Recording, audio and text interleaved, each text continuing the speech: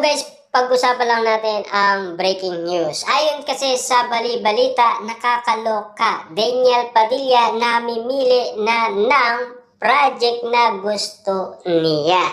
At ang bulong-bulungan, siyempre in love kasi si Daniel Padilla. At nagtataka umano ang iba't ibang mga tao bakit namimili ng project si Daniel Padilla kahit na milyones daw ang nasabing project. Baka daw meron tinatakasan or meron tinatago ayon kasi sa karamihan. Or baka nga naman kasi in love siya kay Kyla Estrada. Matatandaan nyo naman, ang daming mga photos, video na kuha kina Daniel Padilla at Kyla Estrada. Pero, siyempre, successful na rin si Daniel Padilla. Hindi ibig sabihin na namimili na siya ng project. Karapatan niya yun.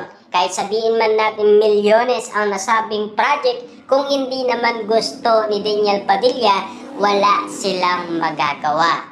Ayon daw kay Daniel Padilla, hindi daw ang sagot niya kapag ayaw ni Daniel Padilla. Yan kasi ang mga bulong-bulungan sa social media.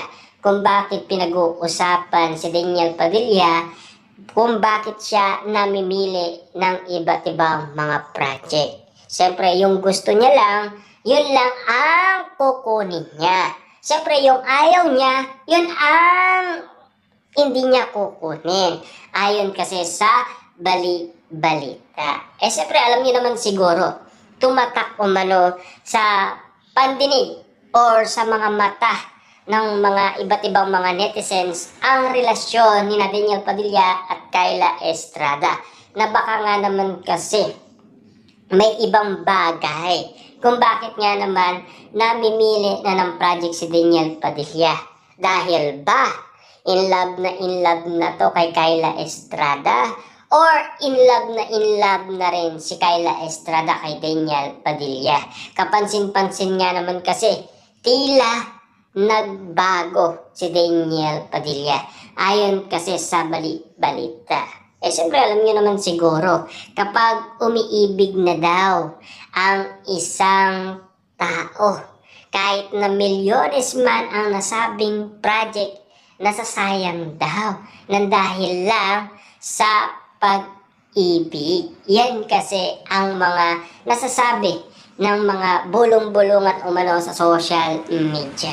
Kung bakit nga naman kasi iba ang gusto ni Daniel Padilla. Diba?